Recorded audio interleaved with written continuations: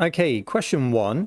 On the axis, sketch the graphs of y equals 4 times the mod of x minus 1 and y is equal to the mod of 3x plus 2, stating the intercepts with the axes. Well, the first thing I think I'm going to do is to think about how to sketch the graph of y equals mod x minus 1, right, without multiplying it by 4. And really to sketch this, you want to know what the graph of y equals x minus 1 looks like. And that's going to be a graph of gradient 1, which intersects the y-axis at -1. It's got a y-intercept of -1, right? So it's going to do that. And what does the modulus do? Well, the modulus basically takes any negative value and makes it into a positive. So if x minus 1 is negative, then the modulus is going to turn it into a positive. And practically what that looks like is that these values here, which are below the x-axis, get reflected. So they look like this. Okay, so we get a reflection in the x-axis. And that's generally how you want to think about drawing a modulus graph. Okay, so that's how we would plot the graph of y equals mod x minus 1. But what if we were to multiply that by 4? What's going to happen? Well, if we take any graph and we multiply it by 4, then what's going to happen is it's just going to be scaled in the y direction by 4. So that means that we're going to get a stretch in the y direction. So this point here, right, which is a y-intercept of +1, is going to be stretched so that it's now got a y-intercept of +4. Okay, and so the entire graph, if I was to draw it now, is going to look something like that. Okay, so that's the way I would probably think about it. In other words, I would try to think of how I would sketch the graph of y equals mod x minus 1, and then simply say that if I multiply it by 4, right, then I'm stretching it in the y direction. Now, of course, there is another way that you could think this one through. What is the modulus function? Well, if I've got the modulus of a positive number, there's no change. But if I've got the modulus of a negative number, then it becomes positive. And the way we can think about that is imagining that we multiply it by -1, right? So the modulus of -5 is kind of like we take the negative of -5, which gives us +5. So when we've got something like this, right, the modulus of x minus 1, we've got two different outcomes. If x minus 1 is positive, then the modulus of x minus 1 is just equal to x minus 1. Whereas if x minus 1 is negative, right, then the modulus is going to turn it into a positive. And the way it's going to do that is going to multiply it by -1, right? So we're going to have here -1 times by x minus 1. So in this particular case, right, what I'm kind of saying is, all right, we've got two different things going on with our graph. We have got the graph, we've got y equals 4 times mod x minus 1. And we can say, okay, if x minus 1 is a positive number, then there's no change. So y will just be equal to 4 times by x minus 1. But if x minus 1 is negative, then y is going to equal to 4 times by x minus 1 times -1. And that's the same thing as -x plus 1, right? So if I take x minus 1 and I times it by -1, then I'm going to get that. So I'm going to get the graph of -4x minus 4. Sorry, -4x plus 4, beg your pardon. So basically, what do we got? We've got two graphs, right? Either y is equal to 4x minus 1, which is that part of the graph, or we've got -4x plus 4, which is that part of the graph. So, I mean, it really depends how you want to think about it, guys. Personally, I think the first method is easier, but if you're not sure, you could also consider the second method. All right, so that's going to leave us now with y equals the mod of 3x plus 2. So how can we think about that? Well, I mean, same thing. I think I'll just consider the graph of y equals 3x plus 2.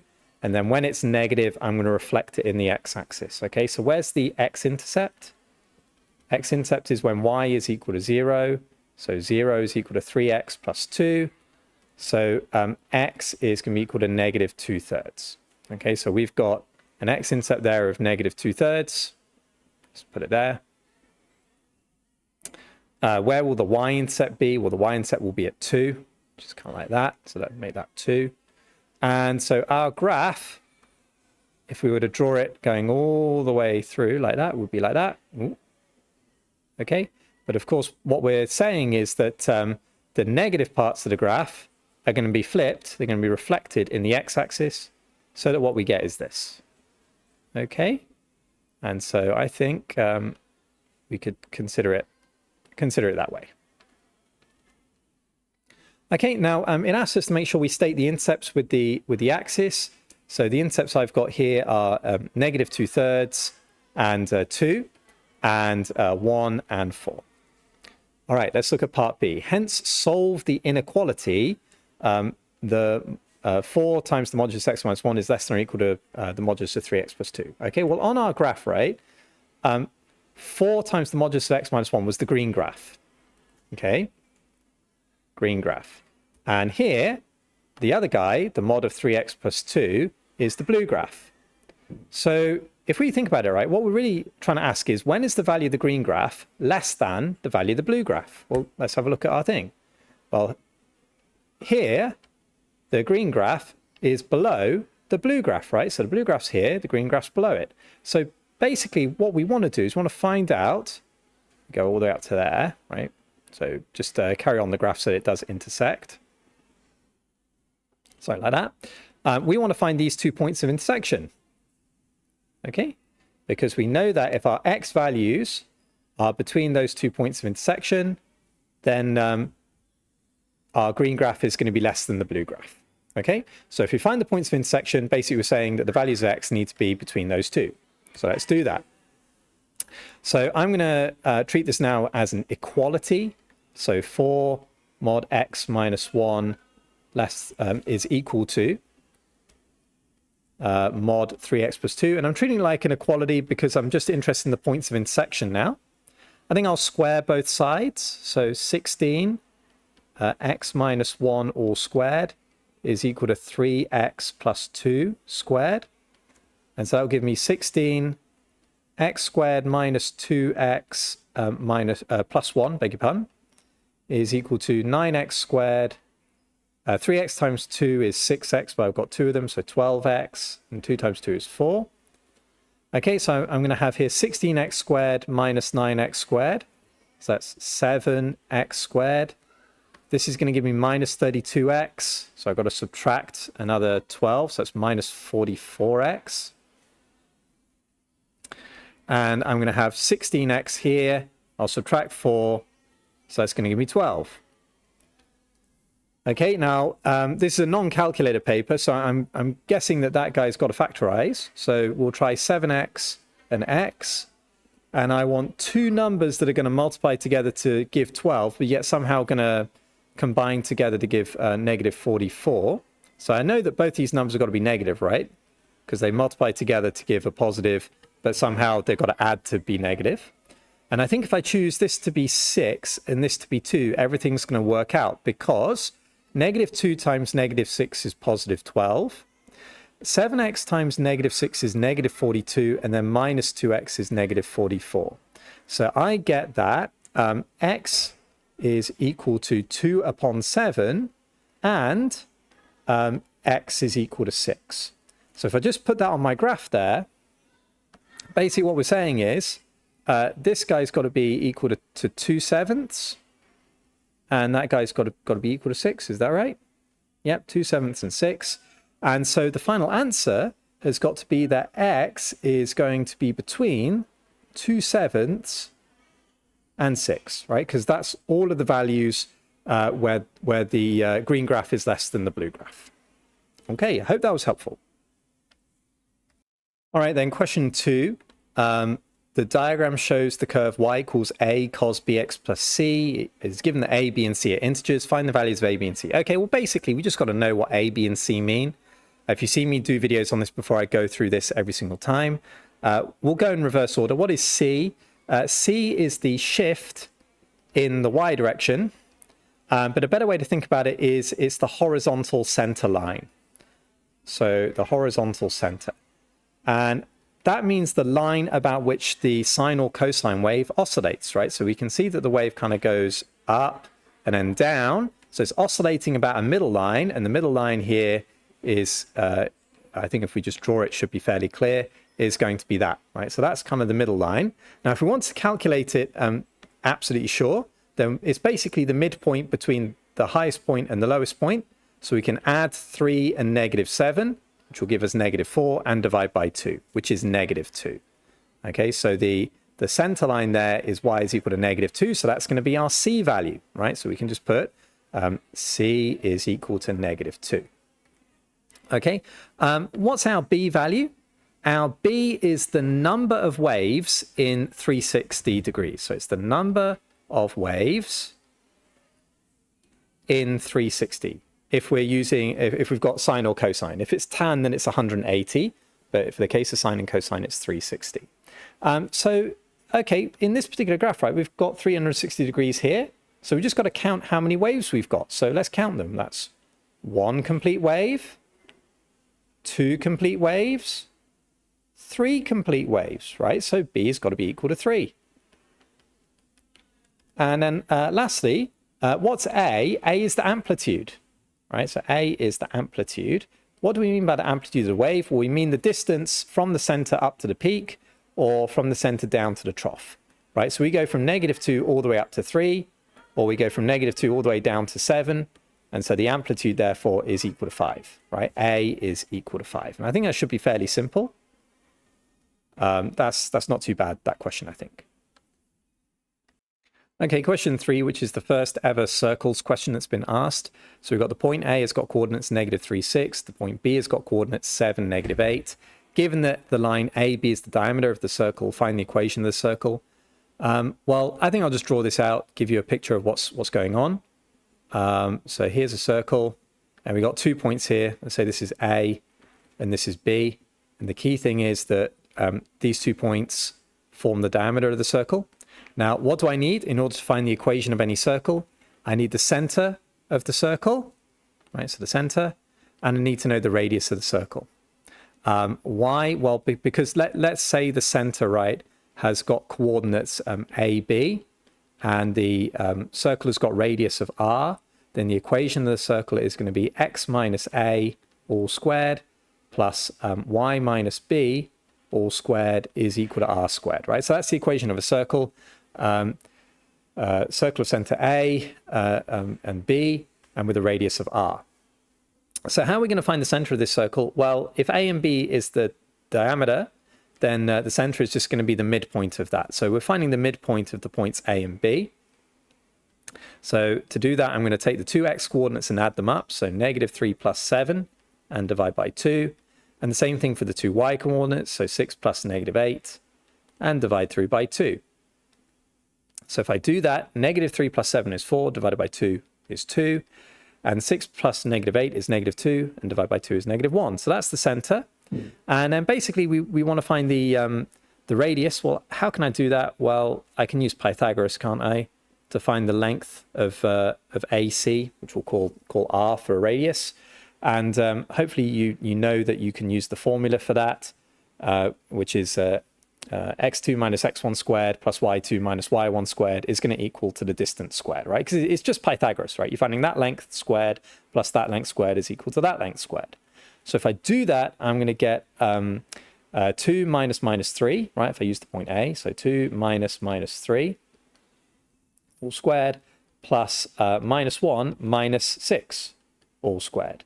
So 2 minus -3 is 5. 5 squared is 25. And -1 minus 6 is -7. And -7 squared is 49, right? Positive 49, not negative 49. And so the radius squared is equal to, what's that going to be? 6974. Okay? All right, then we'll just use the formula. The equation of the circle is going to be x minus 2 squared plus y minus -1, so y plus 1 squared is equal to r squared, which is 74. Okay, so that's the equation of the circle, and I did plot it on Desmos just to make sure that that met up with all the points. Okay, question 4. The polynomial p is given by this thing here, where a is a positive integer. It is given that 2x plus 1 is a factor of p of x. Find the value of a. Well, we need to use the factor theorem here, right? So if, for example, ax plus b is a factor, it means we can set that equal to 0 and rearrange and get x is equal to minus b upon a as a root. And what is a root? A root is any value that, if we substitute it into the polynomial, will be equal to 0. It's the same thing as having an x-intercept for the polynomial, okay? So in this particular case, we have got 2x plus 1 as a factor. So we can set that guy equal to 0. We will rearrange, get x is equal to negative a half. And we know, therefore, that negative half is a root. Okay, that's the key thing. And therefore, if we substitute negative a half into the polynomial, what we should get is we should get 0. So that's what I'm going to do. So I'm going to get a squared times by negative a half cubed, which is negative an eighth, plus 2a times by negative a half squared, which is positive a quarter, plus a times by negative a half, plus 2 is equal to 0. So I think the best thing to do now is just multiply everything through by 8, so we get rid of all the fractions. So I'm going to get minus a squared. Is it a squared? Yeah, it was a squared. Plus 4a, right? Because, right, 2 divided 4, right? That's just going to be a half.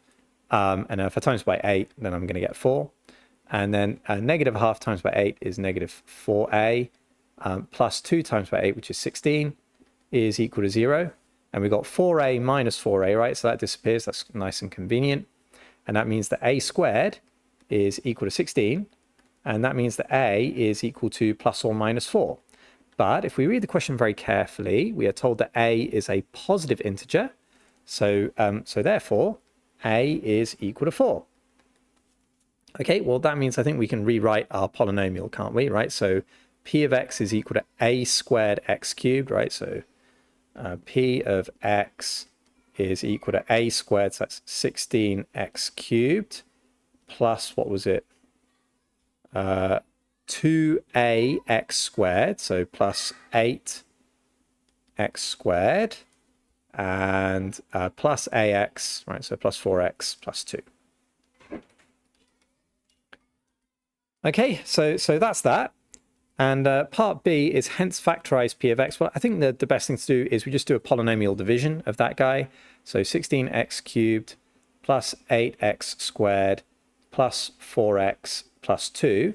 And we're going to divide that by the known factor, which was 2x plus 1. So the way we do polynomial division, that we take the 16x cubed, our leading term, we're going to divide it by 2x here. So 16x cubed divided by 2x is 8x squared. And then we take that 8x squared and we multiply it by our divisor, which is going to give us 16x cubed plus 8x squared. And then we're going to subtract, right? So we do the top minus the bottom. And if we do that right, 16x cubed minus 16x cubed is 0. 8x squared minus 8x squared is 0, which is also nice. And we're left there with 4x plus 2. So 4x is our new leading term. So we divide that by 2x, which gives us 2. Okay, and so therefore we get here 4x plus 2. And if we subtract that off, we get 0, which is what we expect, because 2x plus 1 is a factor. That means there should be no remainder. So this means that we can now rewrite our polynomial in factorized form as 2x plus 1 times by 8x squared plus 2. And I think probably better if we just factorize that a little bit more.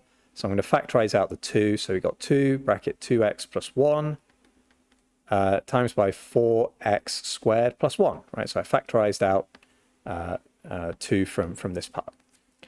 All right, then hence show that the equation px equals 0 has only one real root. Okay, so what happens, right? P of x rather is equal to 0.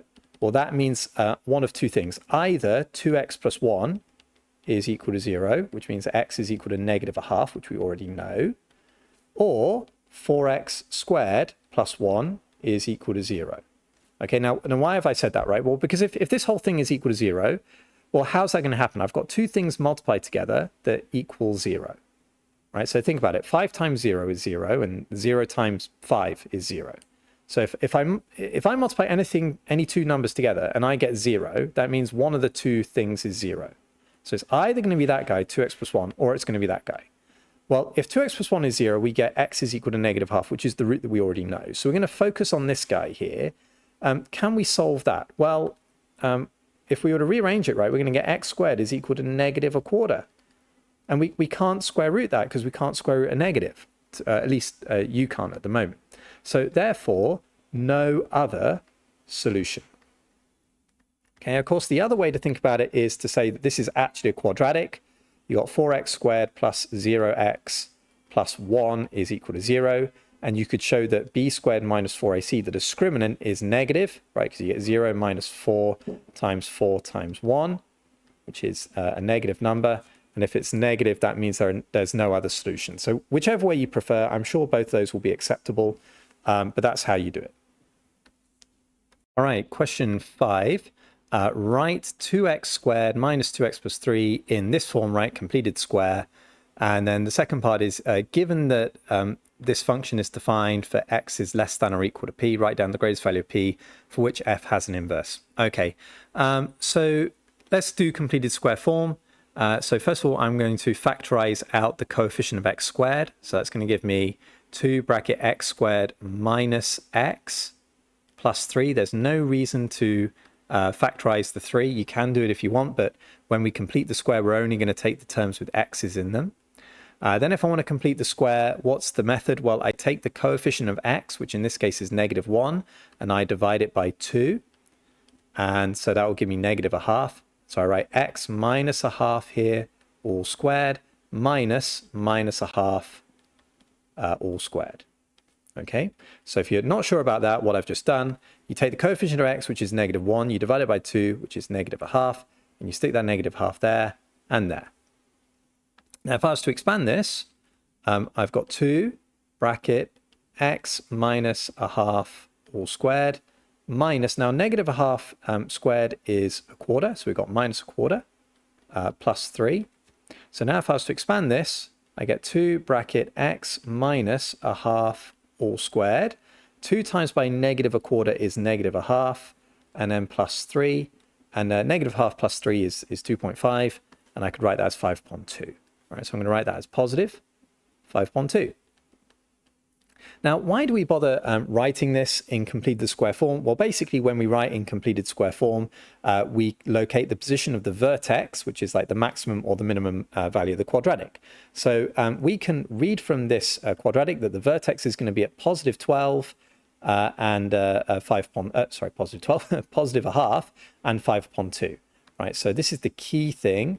The vertex is at the coordinate a half, comma, 5.2. Okay, so remember that the x coordinate of the vertex, right, is given by x minus, whereas the y coordinate is the positive. So there's a little trap there that you have to remember. So what's the quadratic going to look like? You're not asked to do this, but it is basically really, really helpful. The quadratic is going to look like this, right? You're going to have a half here. So let's say that's a half, and then 1.5. So that's 5.2. I'll just bring it down to there. So it's not to scale, guys. Sorry about that. And so the vertex is going to be at this point. Okay. And so the quadratic will look something like that. Now, why am I doing this? Well, because you need to know what it looks like anyway. I think that's extremely important.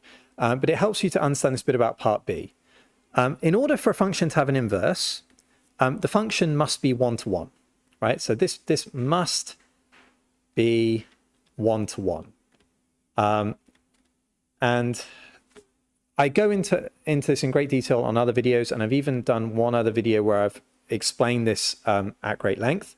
So I'm not going to rehash all of that here. You can watch that video. But essentially, when we invert a function, right, we're switching inputs and outputs. So if you imagine that we've got a 1-to-1 mapping, then if we switch inputs and outputs, right, we go 1-to-1. Whereas if we've got a one-to-many mapping, right? And we switch the inputs and the outputs, then we've got instead a many to one, right? Because we just switched them. And then if we've got a many to one, and we would invert it, and again, we switch it, we get a one to many, right? So the left-hand side of this thing always is the input, and the right-hand side is always the output, right? So one to one means one input to one output. One to many is one input to many outputs, and many to one is many inputs, to one output. So if we switch them, we're just kind of flipping them, right? So one to one becomes one to one to many becomes many to one becomes one to many. Now, by definition, a function cannot be one to many, right? That's not a function. And that therefore means that this guy can't be inverted, right? Because if I invert a many to one, I get a one to many. And so that's not a function, so that can't be. So the only way a function can have an inverse is if it is one to one. And therefore, if I look at this function here, like, how do I make it a one to one? Well, I need to cut it in half, right? I either cut it and take the right-hand side, or I cut it and take the left. And in this particular case, right, it wants us to have values of x up to and including p, right? So we're basically taking the left-hand side.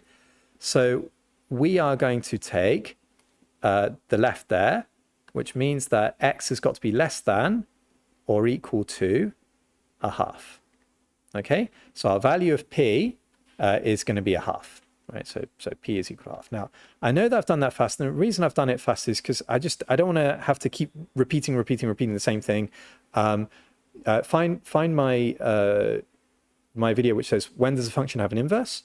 And I've done a whole video where I just go through lots of these functions questions, and I do it in more detail there. So if you found that was a bit too quick and you didn't understand, I encourage you to watch those videos, but hopefully that's a brief enough summary for you. Okay, part C, using this value of p, write down the range of f. Well, the range is the set of all the y values, right? So my x values is x is less than a half. My y values is y is greater than 5.2. So again, hopefully you can see why I have drawn the graph, right? Because even though I'm not asked to draw the graph, drawing the graph is essentially the easiest way to understand what's going on here. Lastly, using this value of p, find an expression for f inverse. Well, firstly, right, I want to just think about domain and range. So we've got domain and we've got range. For the original function f, we said that x is less than or equal to a half, and y is greater than or equal to 5.2. And for the inverse function, the outputs and the inputs switch, right? So the domain for the inverse function is x is greater than or equal to 5.2, and the range is going to be less than or equal to a half. Why is that? Well, again, because the outputs for the original function become the inputs for the inverse function, and the inputs for the original function become the outputs for the inverse function, right? So that's the core idea. So we've got the domain and range there.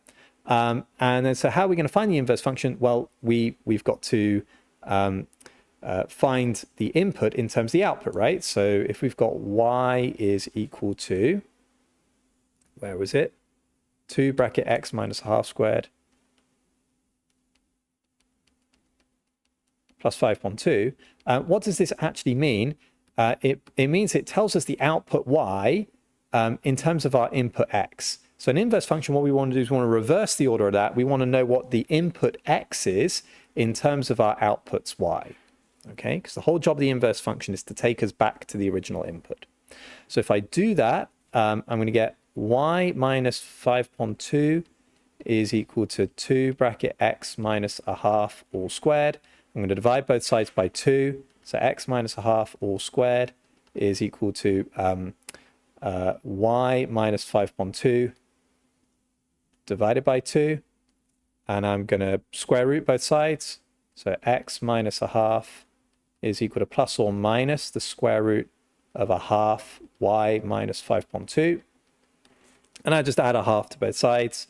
So x is equal to a half plus or minus the square root of a half bracket y minus 5.2.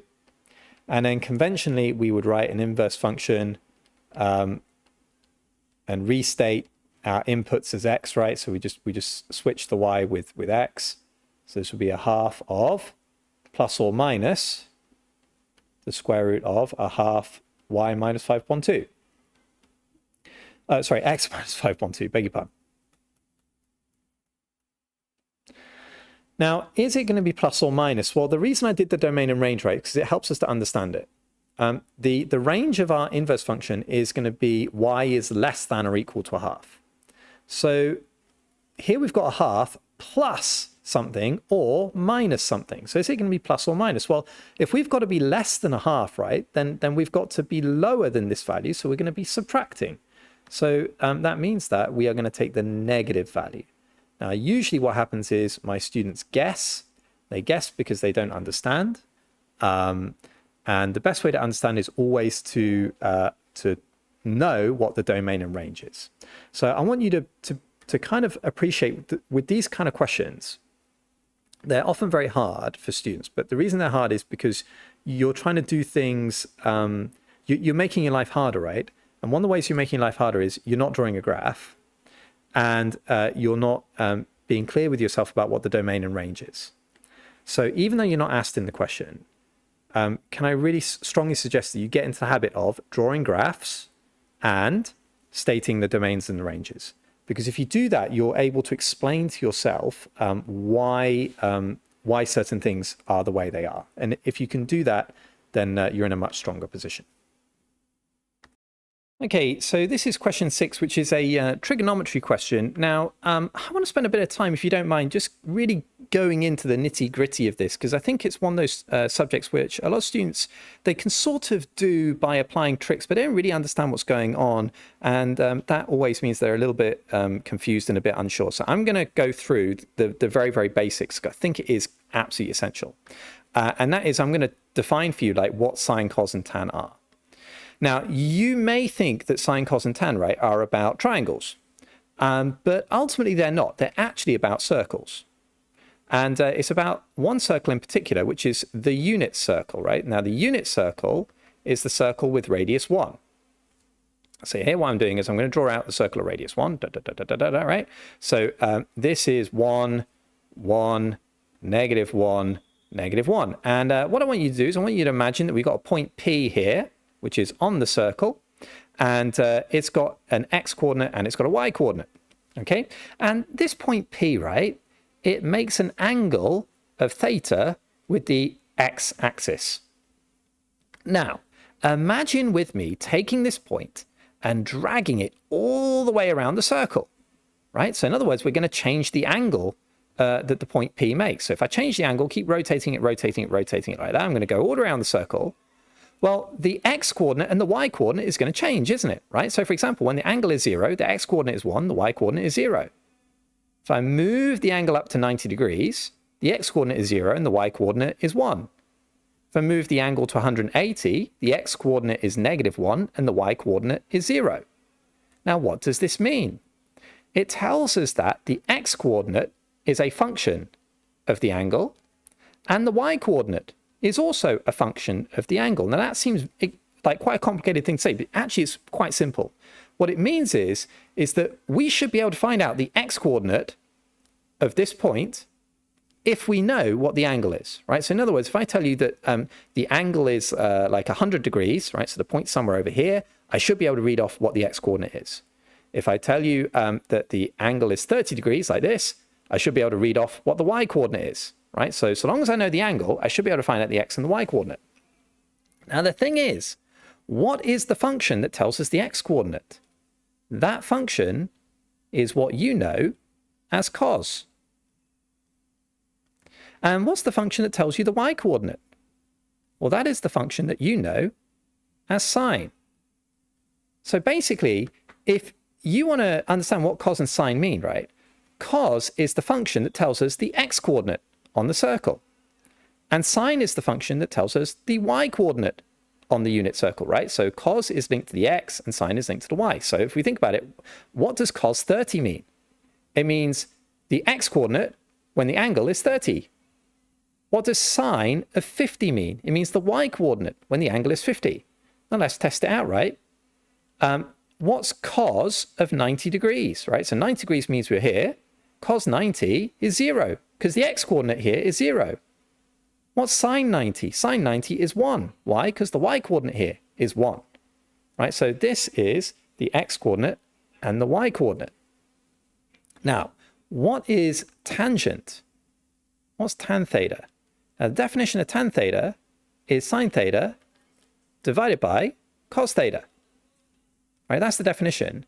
And effectively then, it means the y-coordinate divided by the x-coordinate.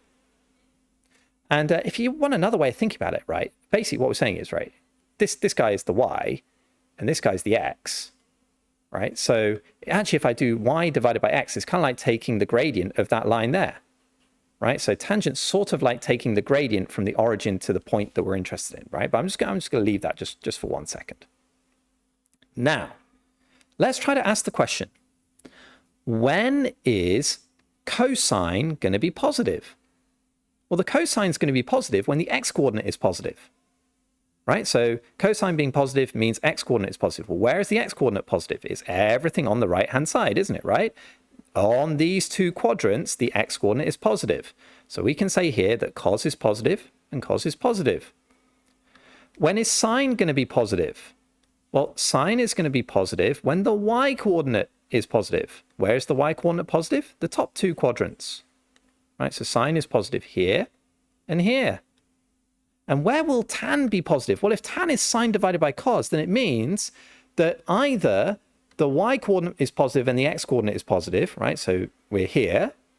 Or alternatively, the y-coordinate is negative and the x-coordinate is also negative, right? So sine and cos are both negative, means that a negative divided by negative will be a positive, right? So tan will be a positive in this quadrant. So all functions are positive in the first quadrant, only sine is positive in the second, only tan is positive in the third, and only cos is positive in the fourth, right? So if you've learned ASTC, right, you know, all in the textbook it says all students trust Cambridge, which is ridiculous. I know someone else who says all science teachers are crazy, but if you've memorized that, you've got no understanding of what it means, right?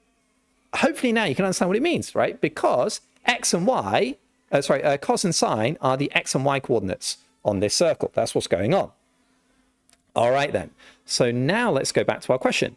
It is given that tan theta is equal to root 5 upon 5, but theta is between 180 degrees and 360, right? So in other words, our angle is going to be somewhere over here, right, in these two quadrants.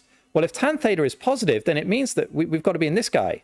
Right, we've got to be in this quadrant here, 180 to 270. Now, how can we think this one through? Well, I think we can now start to draw a triangle. So I'm going to draw a triangle like that, right? And if this is our angle of theta, and tan theta is root 5 upon 5, tan is opposite over adjacent, right? So it's root 5 upon 5, right? So we're going to get that angle, and it also means that we should be able to find out what cos and what sine are. Now, in order to do that, we're going to need to find out what the hypotenuse length is here. So I'll call that h. So h squared by Pythagoras is going to equal to 5 squared plus root 5 squared. So that's equal to 25 plus 5, which is 30. So h is equal to the square root of 30. Okay? Now then, now we've got to be careful, right? Because the temptation is to say, oh, cos theta is going to be equal to adjacent over hypotenuse, right? So it's going to be 5 over root 30. And that's the risk, isn't it? Because if we now think about it, we know that our value of theta is going to be between 180 and 270. Okay? So if I go over here, right? So we know that our value of our point is like going to be somewhere over here. So I don't know, I'll put it like that. Okay. Okay. So the angle that we've actually found is this angle here, right? We found that angle by doing root 5 upon 5. And so cos, right, is the x-coordinate of this point, and the x-coordinate of this point is negative, right? And cos is going to be negative in this quadrant, right? So because cos is only positive in this quadrant and this quadrant, So if we're here, cos is going to be negative. So actually our point, if we want to think about it like this, is going to have an x-coordinate that's negative. So cos theta is actually negative 5 upon root 30. And then what we should do is we should rationalize this by times by root 30. So we get negative 5 root 30 over 30. And we can simplify that. And that will give us negative root 30 upon 6. And the same thing is true with sine, right? What do we get for sine? Well, sine is the y-coordinate of this point. Okay, so the y-coordinate. Now, what's the y-coordinate there? It's negative, isn't it? Right, so sine, again, is not going to be just opposite over hypotenuse, right? So sine theta is not going to be equal to root 5 upon 30. Oh, sorry. Yeah, root 5 upon root 30, beg your pardon. Because that's positive, it's got to be negative. Okay?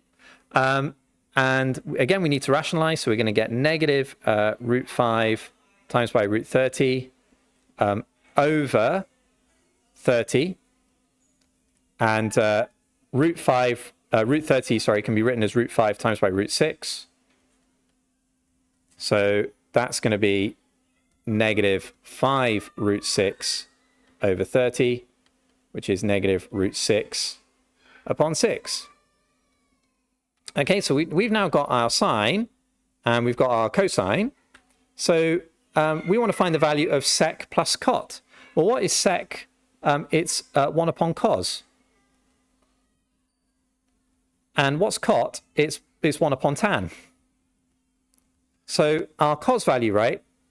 I'm going to write it as this, negative 5 upon root 30, because it means I can avoid rationalizing later. So I got 1 over negative 5 upon root 30, plus 1 upon tan. What was our tan? Root 5 upon 5, right? So that's 1 upon root 5 upon 5. Well, if I just invert this, right, then this guy is going to give me negative root 30 upon 5. And if I invert the other guy, I'm going to get plus 5 upon root 5. Well, what's 5 upon root 5? It's just equal to 5, isn't it? Sorry, it's just equal to root 5. So I get here negative root 30 upon 5 plus root 5. Now, what form am I asked to... Oh, I'm asked to give it into... Oh, God, that's so annoying. That is so annoying. Okay, they want me to write it like that for some ridiculous reason. Okay, never mind. Okay, I thought I was being clever. Apparently, I'm not being clever. So let's... Oh, God. Let's change this. I'm so sorry, guys, because I thought they would want the answer rationalized in the end, but apparently they don't want it rationalized. Who knows? I've got no idea why. So cos is... what is it? It is... negative root 30 upon 6. All right, so this is going to be negative 6 upon root 30. And what's 1 upon tan? That's going to be 5 upon root 5. Okay, and I think then we can rewrite this. This is negative 6 upon root 6 times root 5 plus 5 upon root 5. And then 6 divided by root 6 is just root 6. So I get negative root 6 plus 5 upon root 5. I have got no idea why they want it like that. That strikes me as completely crazy, but never mind. So A is 5. I think B is negative 1 and C is 6. Okay. All right. I hope that's helpful, guys. Now, I think that the key thing is to try to understand this whole quadrant business.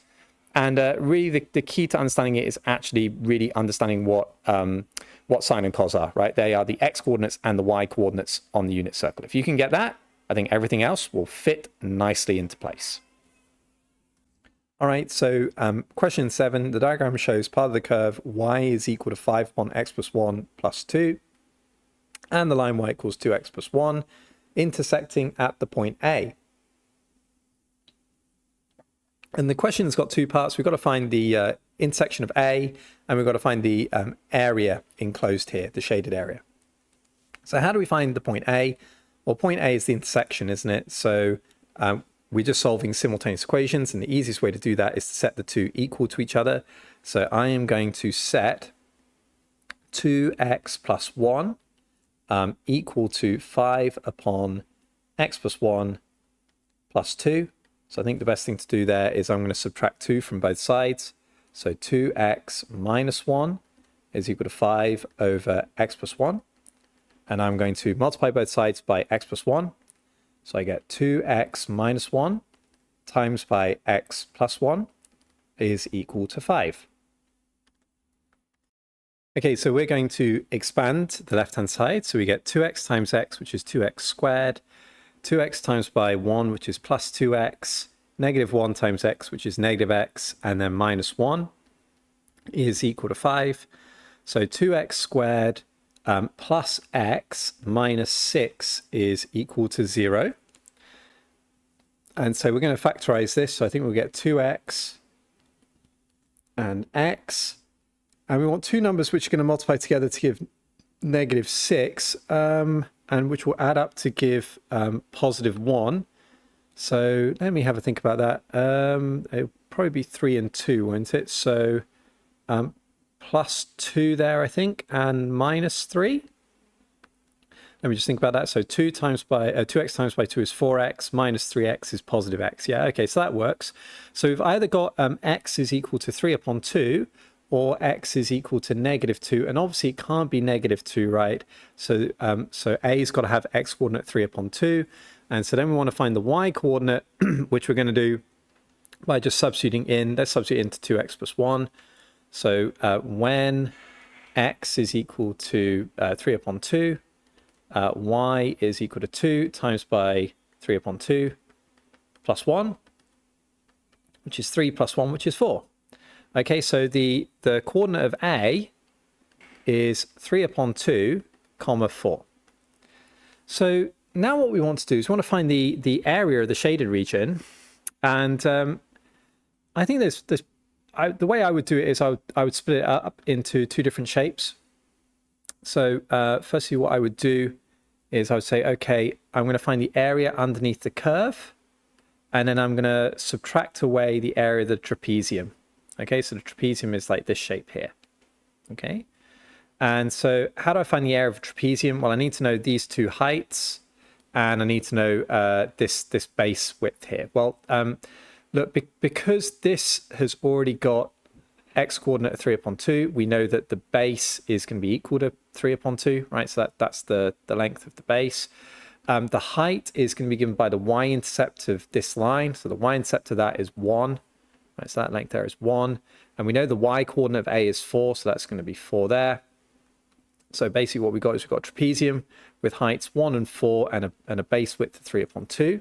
So I can go over here and I can say, all right, the area of the trapezium is equal to a half of 1 plus 4 times by 3 upon 2.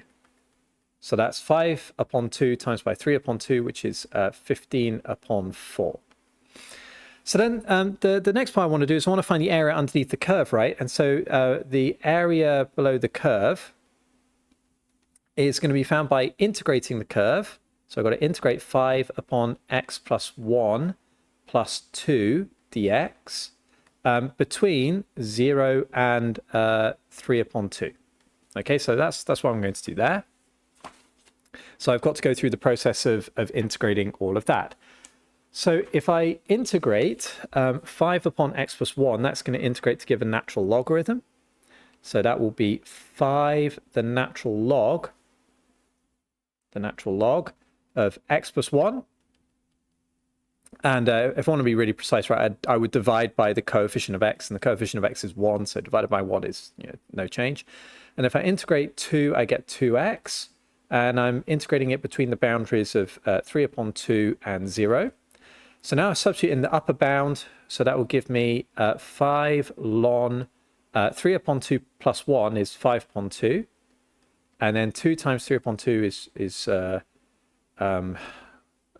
isn't it? Yeah, 3. Sorry, being a bit slow. And then we subtract off the lower bound. So we get 5 ln 0 plus 1 is 1. Plus 0, and of course ln 1 is also 0, so that's 0, so the whole right, the lower bound just disappears. And so here we've got 5 ln 5 upon 2 plus 3. And so therefore, the area of the shaded region is equal to that area, but subtracted off the 15 upon 4 for the trapezium. So we've got 5 ln 5 upon 2 plus 3 minus, what was it again? 15 upon 4. And 3 can be written as 12 upon 4. So 12 upon 4 minus 15 upon 4 is minus 3 upon 4. So this is 5 ln 5 upon 2 minus 3 upon 4. And if you're not sure about that, I actually keyed it into Desmos. I plotted on both graphs. I checked my intersection point, and you can use Desmos to do integrations. And this value here is exactly correct. Okay, so if you're not sure, it is correct. Okay, question 8, which is an arithmetic geometric style question. The first term of a geometric progression is 10, and this geometric progression has a positive common ratio r. Okay, so what's that going to look like? Our geometric progression is going to start with 10, and the next term is going to be 10 times r, and the next term after that will be 10r squared, and so on and so on and so on. Okay, next part. The first term of an arithmetic progression is also 10, and this arithmetic progression has a negative common difference d. Okay, so let's think about that. So our arithmetic progression here is going to be 10, and the next term will be 10 minus d, right, because we're subtracting the common difference, and then 10 minus 2d, and 10 minus 3d, and so on and so on and so on. Now, of course, it really doesn't matter. You could have put 10 plus d, and in the end, you would get a negative number. But, you know, I'll just write it as negative here because we're already told that it's negative. Okay, so then what do we know? We're told that the second term of the geometric progression, in other words, this guy, 10r, is the same as the fourth term of the arithmetic progression. Well, what's the fourth term going to be? It's going to be 10 minus 3d, isn't it? So immediately we can write out and say 10r is equal to 10 minus 3d. All right, so we've got one equation there.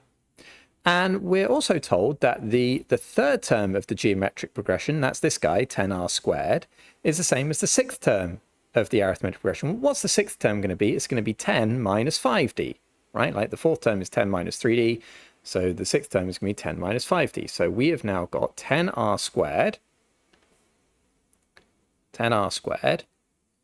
is equal to 10 minus 5d. Well, okay, this is just a set of simultaneous equations, right, that we've got to solve to get r and d.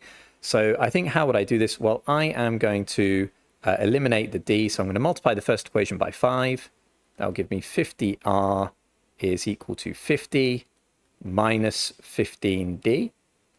And I'm going to multiply the second equation by 3. So 30r squared is equal to 30 minus 15d. And I'll subtract one from the other, right? So 50r minus 30r squared. So I'm going to get 50r minus 30r squared. Now, by the way, I think a common mistake that people are going to make is they're going to look at that and they're going to say, oh, this is 20r, or 20r squared, because they forget that this is r and this is r squared. They're actually different things. Okay, 50 minus 30 is 20, and negative 15d minus 15d is 0. So we can simplify this by dividing through by 10 straight away. So let's do that. The principle of simplify early and often is a good one in add maths. And I'm going to rearrange this to be 3r squared minus 5r plus 2. Okay, so this is a non-calculator paper, so I need to be able to factorize that quadratic there. So how can I do that? Well, that's going to be 3r, and that's going to be r. And I'm looking for two numbers that are going to multiply together to give positive 2, and yet combine to give negative 5r. So we know that both the numbers got to be negative, right? Because they've got to add up to give a negative number, but they've got to multiply to give a positive. And I think if I chose this one to be 1 and that one to be 2, that should work, because that will give me 3r times negative 1 is negative 3r, minus 2r is minus 5r. And of course, if you couldn't see how to factorize it, what can you do? You can always do the quadratic formula, right? So that would work.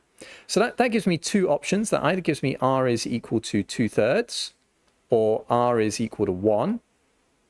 Now, r is equal to 1, right, means you don't actually have a geometric progression. If you just think about it, what would that be? You have 10 times by 1 is 10, times by 1 is 10, times by 1 is 10. I mean, in a way, it's a geometric progression, but it's kind of a trivial one. So we just ignore that outcome. And actually, are we told that in the question? No, not really. But I mean, you know, I think, you know, it should be fairly obvious there's got to be 2/3. So we'll take r is equal to 2/3. And then we've got to find out what d is. So I can substitute that in. So 10r is equal to 10 minus 3d. So 10 times by 2/3 is equal to 10 minus 3d. So 20 upon 3 is equal to 30 upon 3 minus 3d. So negative 10 upon 3 is equal to negative 3d. And so our value for the difference there for d is going to be 10 upon 9, right? So we're subtracting 10 upon 9 each time. And our common ratio, again, was 2/3. And I think a very good thing for you to do at this point is always to check your answer, right? So let's just think about our geometric progression. Our geometric progression, the first term is 10. And we're told that the second term is then going to be 20 upon 3 because we times by 2/3. The next term will be 40 upon 9. And the next term will be 80 upon 27, and so on and so on and so on. And then what about our arithmetic progression? Well, we start at 10, right? But we're going to be subtracting 10 upon 9. So I think I'll choose to write 10 as 90 upon 9 just to make my life easier. And subtract 10 upon 9 is 80 upon 9, and then 70 upon 9, and then 60 upon 9, and 50 upon 9, and 40 upon 9, and so on and so on. Well, what did the question tell us? It told us that let's see, where was it? The second term of the GP is the same as the fourth term of the AP, right? So second term of the GP is that guy there. Should be the same as the fourth term of the AP. Well, that is, isn't it, right? Because 20 upon 3 is the same as 60 upon 9. And then what else we told? The third term of the GP is the same as the sixth term of the AP. So let's just try that out. Well, that is going to be this one here, 40 upon 9. And that's 40 upon 9, right? So we know that our answer is correct. So that's quite good. All right, part B, determine whether the geometric progression has a sum to infinity. The common ratio was 2/3. And the condition for a sum to infinity is that the magnitude of the common ratio must be less than 1. Or it's another way of saying that r must be between -1 and +1. Now, why is that? Well, imagine that we've got two geometric progressions. Okay, so let's say the first one, I don't know, let's take this one 3, and then we multiply it by 2, that gives us 6 and 12 and 24 and so on. In fact, let's add these guys up. So we're doing like a sum. So we add up those terms. Now, as we keep adding, right, this thing is going to grow and grow and grow and grow. Why is it going to keep growing? Well, because each successive term is getting bigger and bigger and bigger, right? You know, 6 is bigger than 3, and 12 is bigger than 6, and 24 is bigger than 12. So this is what we refer to as a diverging progression. It gets bigger and bigger and bigger, diverging. Right, so you think about it like when a river diverges, we mean that it gets wider and wider and wider. So this thing is getting bigger and bigger and bigger. So the sum to infinity is just going to go up to infinity. Well, what if we have another GP? So we consider another one. Let's say we've got the number 4, and then our common ratio is a half. So the next term is going to be 2, next term is going to be 1, and then a half, and then a quarter, and then an eighth, and so on and so forth. Now, this progression is called converging. What does that mean? It means that every term is getting smaller and smaller, right? 2 is smaller than 4, 1 is smaller than 2, a half is smaller than 1, and so on and so on and so on. So as the terms get smaller and smaller and smaller, imagine adding them up. As you keep adding, eventually the terms all the way over here are going to be so small that they're almost 0. So if you add on 0, then your summation is not going to change, right? Imagine it like 10 plus 0. is 10, plus another 0 is 10, plus another 0 is 10, plus another 0 is 10. So this progression here has got a sum to infinity. So if something is converging, it means that therefore there is a sum to infinity. What that means is that as we keep adding up, eventually we get to a fixed number rather than the thing growing and growing and growing forever and ever. So we've got to ask ourselves the question, right? What is the condition for us having a sum to infinity? Well, if we just contrast the two series, this common ratio here, right, is getting bigger and bigger. The terms are getting bigger and bigger because the common ratio is greater than 1, right? So if the common ratio is greater than 1, the terms are going to get bigger and bigger. Well, with the other example, with this one here, the converging progression, the common ratio is a half. It's less than 1, which means that the terms get smaller and smaller, right? So if you ever wonder, right, why does a progression have a sum to infinity or not? If a progression's got a sum to infinity, it means that all of the terms have got to be getting smaller. Why will the terms get smaller? Well, because the common ratio will have to be less than 1, right? That's the core idea. Okay, question 9 is a logarithmic equation. We want to solve the equation log base 2x plus 1 minus 4 log base x plus 1 of 2 is equal to 3. Now, if you look at this, the first thing you should notice is that the bases are different, right? So if the bases are different, then I can't apply the log rules that we know, right? Log a plus log b and log a minus log b. We need to change the bases so that they're the same. So we need to know how to change the base of a logarithm. Well, let's say that I've got log base a of x, and I want to convert it to be log base b of x. Now, how do I do that? I need to divide by log base b of the old base, right? So this is the formula base you need to remember. If I want to go from base a to base b, I need to divide by log of new base of the old base, right, of base a. So in this particular case, I've got log base x plus 1 of 2. And what I want to do is I want to convert it so it's got the same base as the other guy, right? So I want it to have base 2. So I'm going to get here log base 2, 2. So how am I going to do that? I've got to divide by log of the new base of the old base. The old base is x plus 1, right? So I've just applied the formula there. Now, what's this guy? What's log base 2, 2? Well, log base 2, 2 is going to be equal to 1. Why is that? Because remember what a logarithm means. The logarithm is basically saying, what power do I have to give this base in order to get that number? Well, what power do I have to give 2 in order to get 2? Well, 2 to the power 1, right? So the answer there is 1. So we've got 1 over log base 2 x plus 1. Okay, so now what I would strongly suggest you do is you now rewrite this entire equation with a substitution. So we're going to say let u equal log base 2 of x plus 1. Why is that? Well, because now we can rewrite this and say we've got u minus 4 times 1 upon u, right? Because we've replaced this guy with this guy, is equal to 3. And so therefore, essentially what we've got is we've got a quadratic because we can multiply everything through by u. So we get u squared minus 4 is equal to 3u. So u squared minus 3u minus 4 is equal to 0. And so solving this quadratic, I think we're going to get u minus 4, u plus 1 is equal to 0. And so u is either going to be equal to 4 or u is going to be equal to negative 1. Well, remember what u is. It's log base 2 of x plus 1 is equal to 4, or log base 2 of x plus 1 is equal to negative 1. Well, a logarithm, we can think of it this way. We can convert from logarithmic form to exponential form. So if we think about the guy on the left, right, what's our base? Our base is 2, and our power is 4. So what do we see? We see that x plus 1 must be equal to 2 to the power 4. Okay, well, that means that x plus 1 is equal to 16. And so x is going to be equal to 15. Okay, now what about the other guy? What's our base? Our base is 2. What's our power? Power is negative 1. So that means that x plus 1 will be equal to 2 to the power negative 1. And what's 2 to the power negative 1?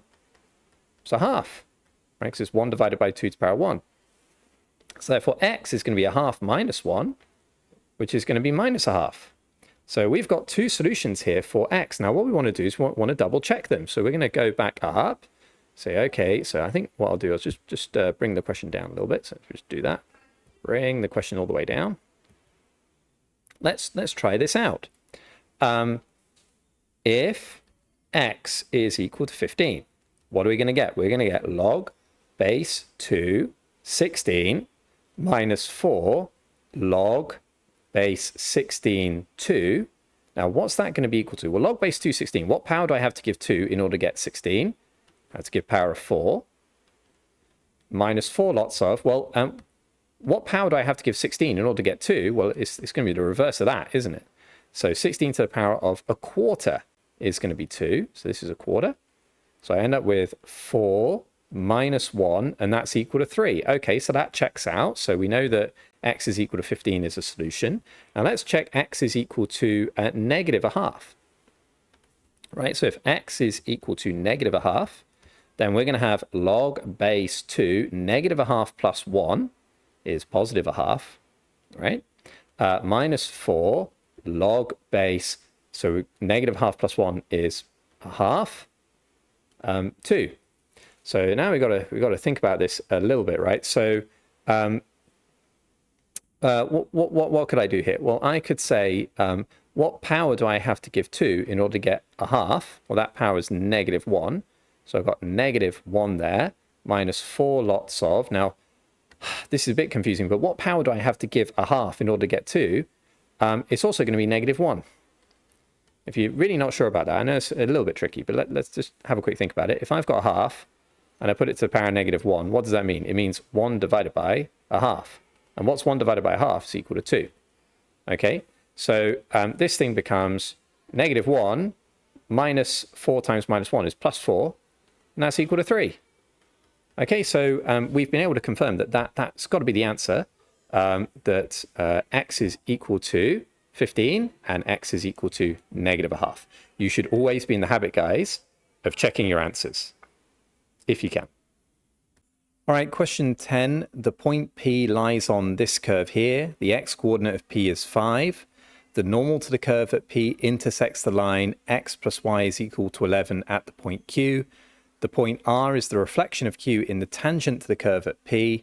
Find the coordinates of R. Okay, so all of this seems, really very complicated, doesn't it? So whenever we've got a big question, what we want to do is we want to break it down into smaller questions, more manageable questions. And the first thing that I can see here is we've got the normal to the curve intersects the line at the point Q. Okay, so let's just think about that. Firstly, we're going to need to find the normal to this curve here. And then we're going to need to solve simultaneous equations with that normal and this line to get the point Q. So first job is we want to find the normal to the curve. Now, what is a normal? A normal is a straight line. And to find the equation of any straight line, we need two things. Number one, we need a coordinate point. And number two, we need a gradient. Okay, now then, let's think about these two things. Imagine that we've got our curve, whatever our curve looks like that, and we want to find the normal at this particular point here. Well, firstly, let's just think about what the tangent is, right? So the tangent is the curve. Sorry, not the curve. Tangent is the line that kind of touches the curve and has got the same gradient as the curve. And the normal is the line that's perpendicular to that, right? So the red line there is the tangent to the curve, and the green line there is the normal to the curve. Now, the thing is, differentiation tells us the gradient of the tangent, right? So differentiation tells us the gradient of that red line. And so we can use that then to find the gradient of the green line, because we know that if we've got two gradients which are perpendicular, then their product will be -1, right? So in other words, we can use dy dx to find the gradient of the tangent. I'll call that mt. And then the gradient of the normal will be equal to -1 divided by the gradient of the tangent. So that's kind of like the core idea. So to get the equation of this normal line, I'm going to do two things. Firstly, I'm going to find the coordinate point. And the second thing, I'm going to find the gradient of that line. And in order to do that, I need to find the gradient of the tangent. And to find the gradient of the tangent, I need to differentiate, right? So we kind of break down the problem into all of its steps. So firstly, let's do the coordinate point. We know the x coordinate is 5, so we can substitute in to find the y coordinate. So we're going to write that down. When x is equal to 5, y is going to equal to 5 times 5, which is 25, plus 2 is 27 to the power of 2/3. Now, what does the power of 2/3 mean? Well, the numerator, right, just refers to the power. So I can write it as 27 to the power of 2. And the denominator refers to the root. So this is the cube root. So what we're doing is we're cube rooting 27, and then we're squaring it, right? And if you're really not sure about that, what we can do is you can imagine just splitting this up. We've got 27 to the power of 1/3 and to the power of 2, right? Because if I do that, 27 to the power of 1/3 to the power of 2, it's the same thing as the power of 2/3. Why is that? Well, because the indices rule, right? A to the power of x to the power of y is equal to a to the power of xy. Okay, so that's what's going on there. So 27 to the power of 1/3 is the cube root of 27. That's what that means. And then we're squaring it. And what is the cube root of 27? The cube root of 27 is 3, and 3 squared is 9. So we know that when the x-coordinate is 5, the y-coordinate is 9. So we've now got the coordinate point, which is 5, 9. Okay, so now what we want to do is we want to find the gradient, and we're going to find the gradient of the tangent by differentiating. So we've got y is equal to 5x plus 2 to the power of 2/3, I think it was. Let me just double check that. Yeah. Now to differentiate this is a chain rule.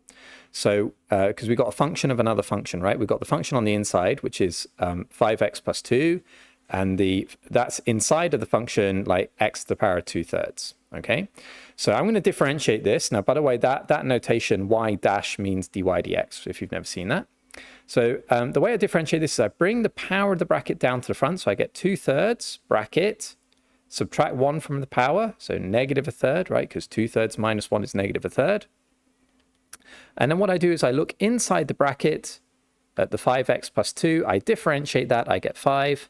And so I multiply through by 5. So my dy dx is 10 upon 3 times by 5x plus 2 to the power of negative 1/3. Okay?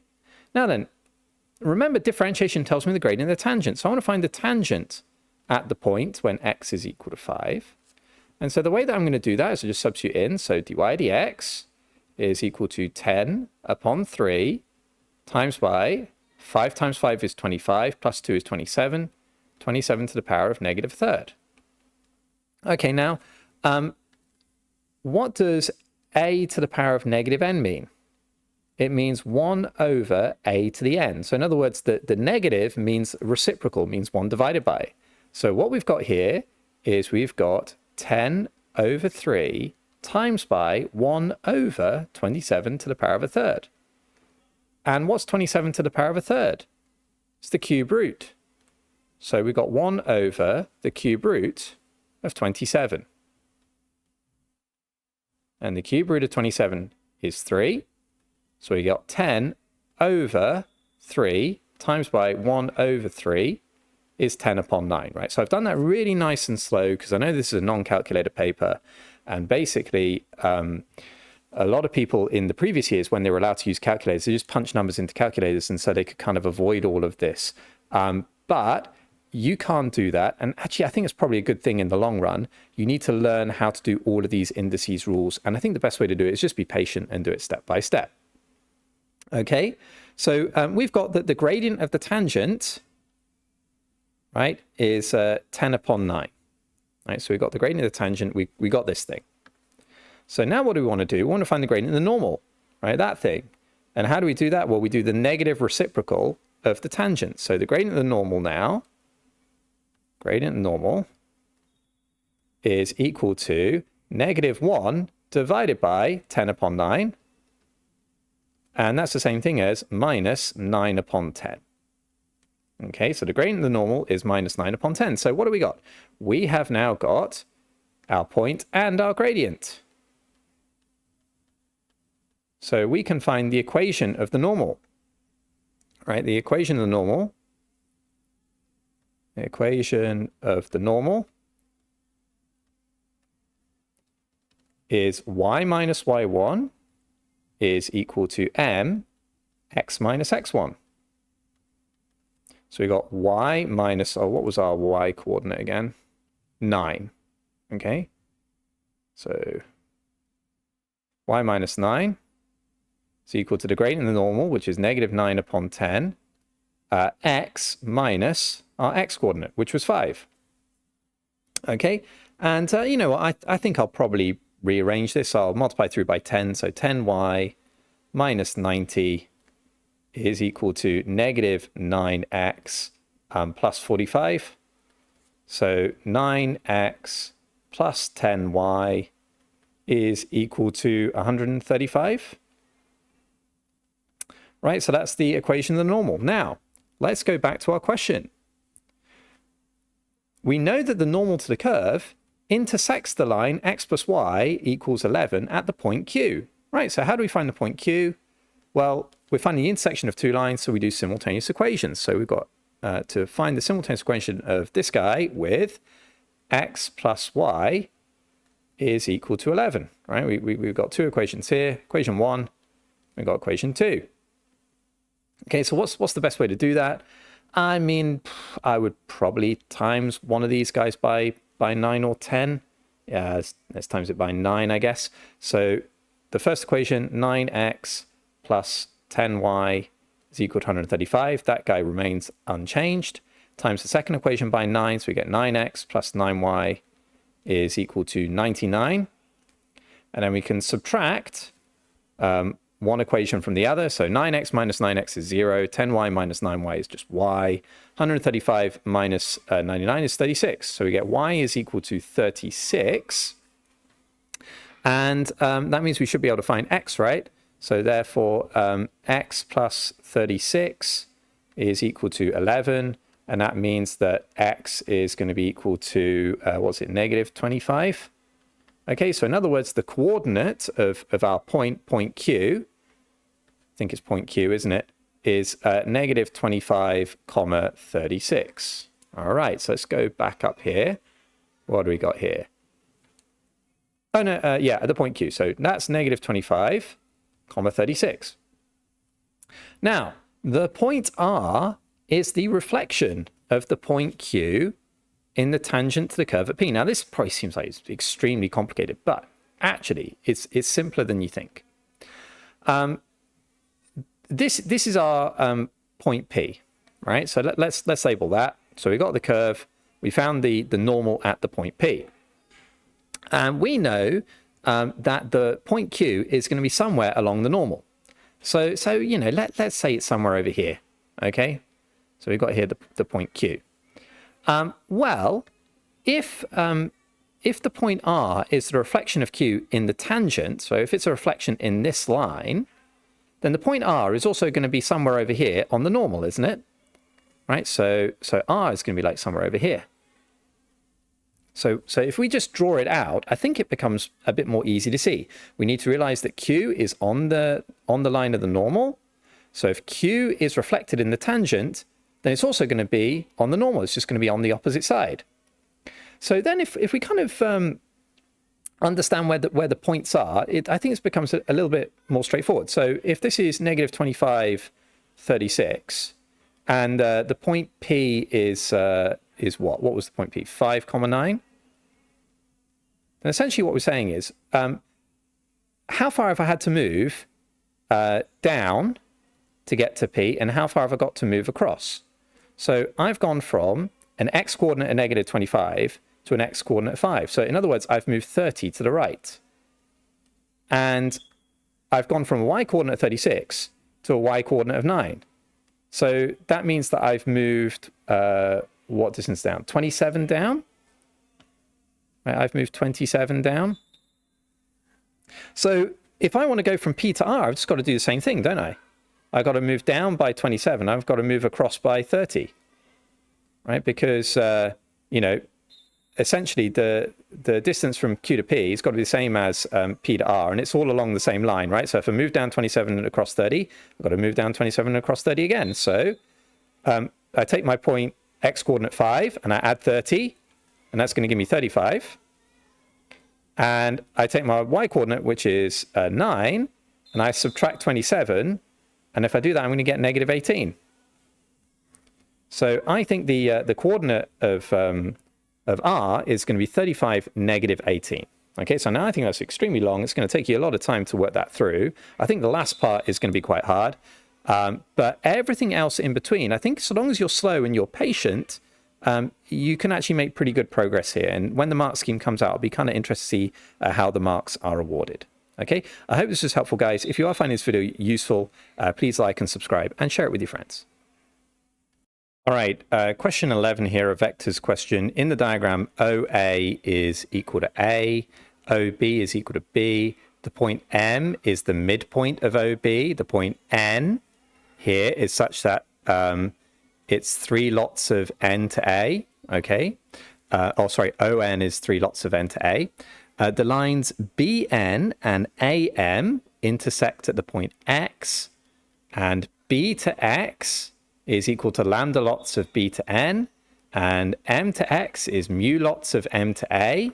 We want to find OX in terms of A, B, and lambda, OX in terms of A, B, and mu, and hence we want to find the values of lambda and mu. Okay, now I've grouped all these questions together because really essentially you can only understand the question if you understand it as one whole unit.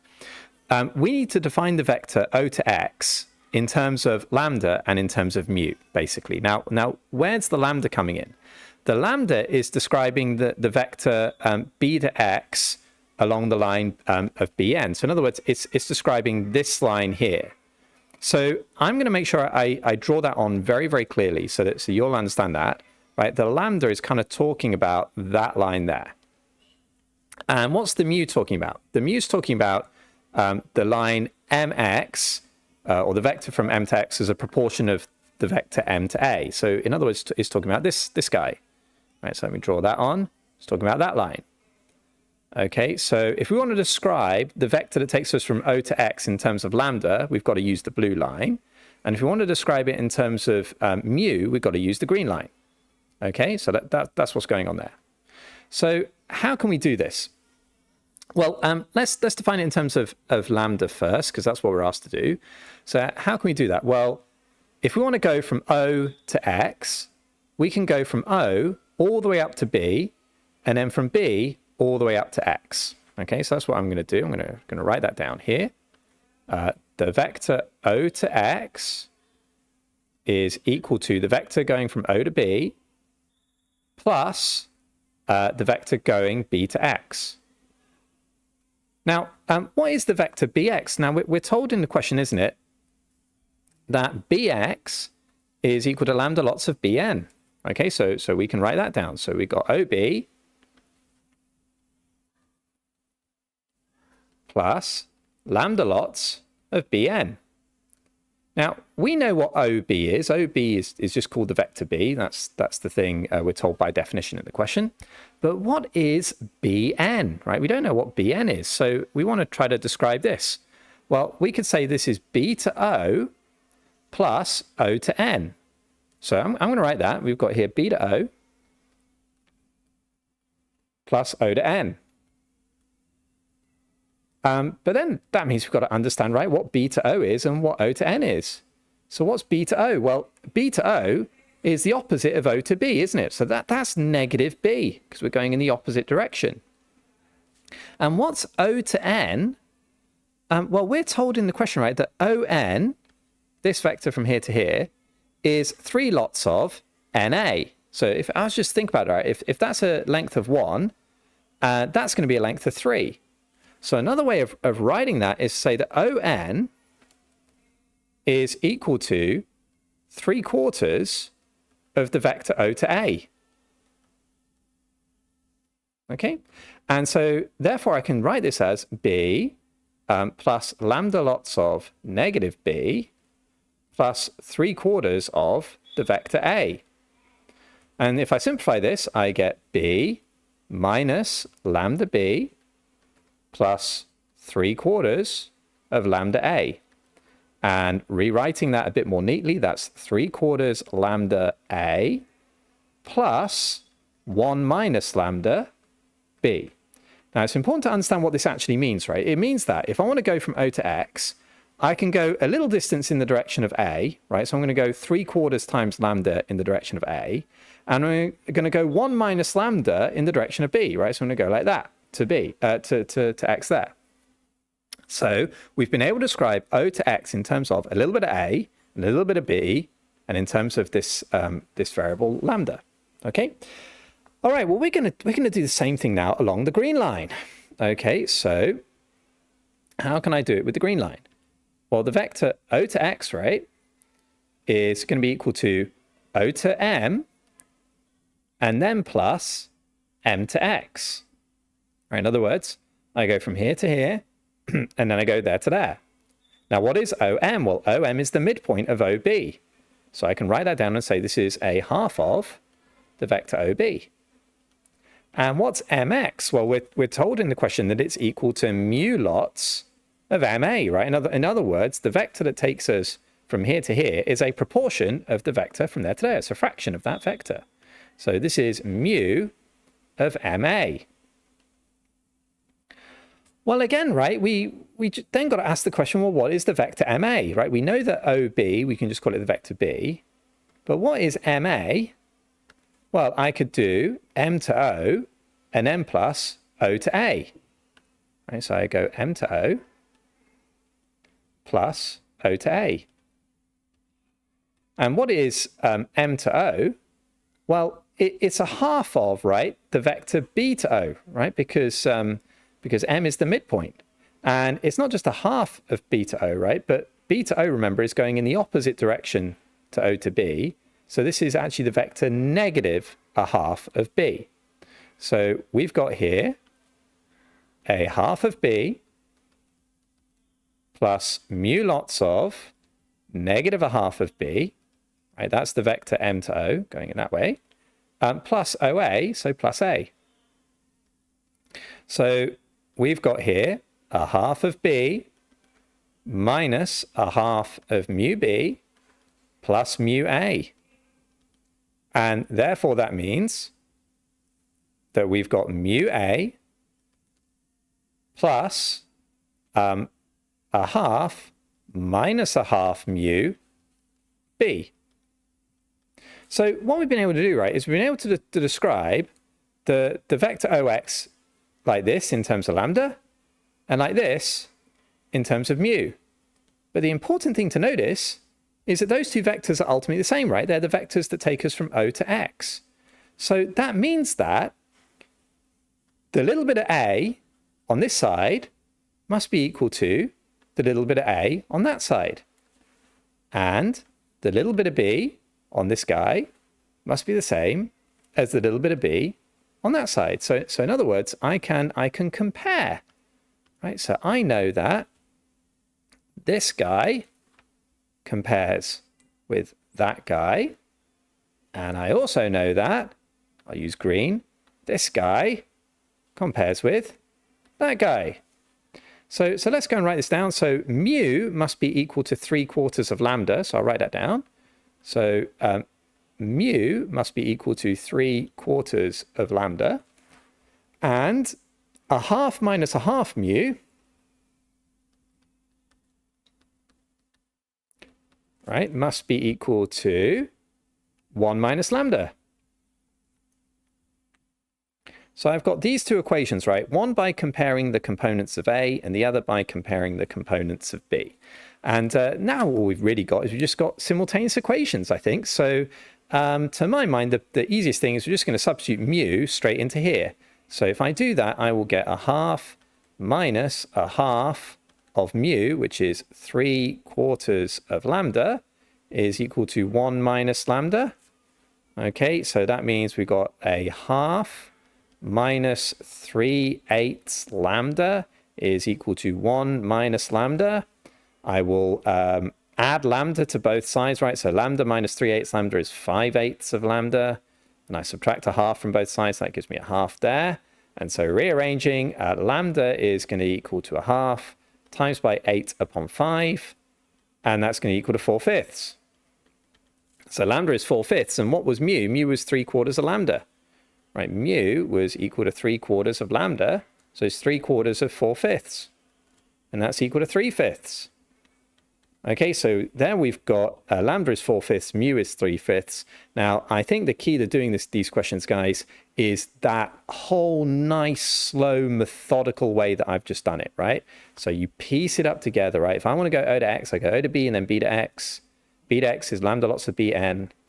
Okay, well, what is the vector Bn? Well, I can go B to O and then O to N. And what's O to N? Well, it's 3/4 of OA, right? So if you just build it up slowly, slowly, slowly, then these questions become a bit more straightforward. So essentially what I want to try to teach you, and it's true with so many of these questions, is it's the power of patience. And it's also about understanding that a big complex problem is really just lots of smaller little problems assembled together. So you don't want to get intimidated by just having such a massive problem. So you just want to keep chipping away at it and saying, can I make this into a smaller problem, a smaller problem, a smaller problem, a smaller problem, and you kind of build up from there. And I think if you can master that, then you'll find a lot of these things in AdMaths to be much more manageable than you think. Okay? Hope it was helpful, guys. All right, question 12. It is given that y is equal to x times e to the 3x plus 2. Want to find dy dx, and hence we want to integrate x times e to the 3x plus 2 dx. Okay, well, let's start by differentiating this. Now, the first thing to notice is this is going to be a product rule. Why is it a product rule? Because we've got the product of two functions. We've got one function, right, this guy, multiplied by another function, this guy, right? So the way we usually denote that is we say, okay, u is equal to one function, that's x, and v is the other function. So in that case, e to the 3x plus 2. And what's the definition of the product rule, right? Well, the product rule is v times by du dx plus u times by dv dx, right? So I kind of write that as v u prime, right? So the dash there means du dx plus u v prime, right? So the dash there is dv dx. So, okay, so we got v is e to the 3x plus 2. What is du dx? Well, if I differentiate this guy, I'm going to get 1, right? So that's 1 plus u, which is x, times by dv dx. So if I differentiate e to the 3x plus 2, then this is a chain rule, right? So e differentiates to give e. So I get e to the 3x plus 2.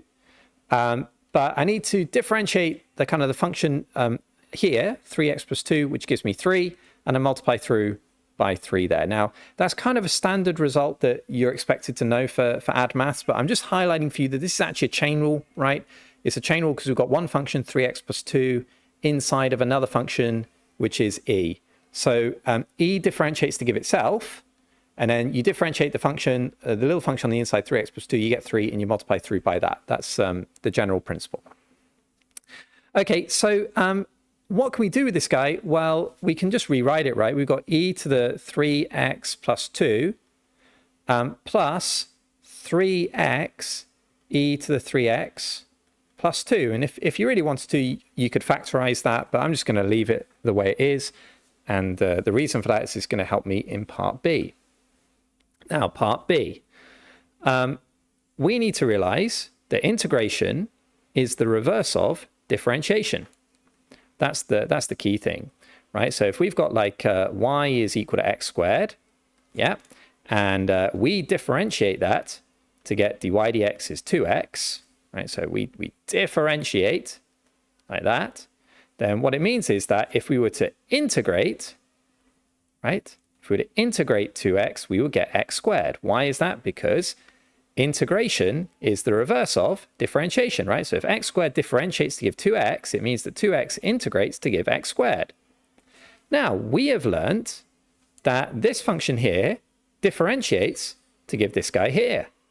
So what does that mean? It means that this guy will integrate to give that guy, right? So immediately we can write out that we know that the integral of e to the 3x plus 2 plus 3x e to the 3x plus 2 dx is equal to our original function, right? X e to the 3x plus 2. And really we should have the constant of integration here. Now, with this integration, right, we can now split this guy up.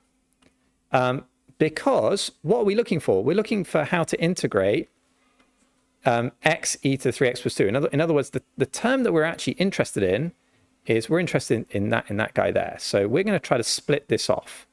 So if we do that, we're going to have the integral of e to the 3x plus 2 dx plus the integral of 3x e to the 3x plus 2 dx is equal to x e to the 3x plus 2 plus c, right? So we split apart this one big integral into two smaller integrals.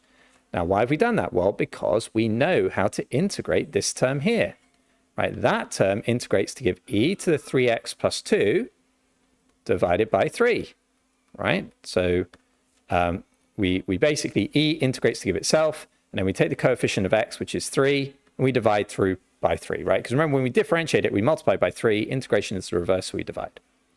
Now this guy, we can now bring out the 3 here as a constant outside the integral. So we've got 3 times by the integral of x e to the 3x plus 2 dx is equal to x e to the 3x plus 2 plus c.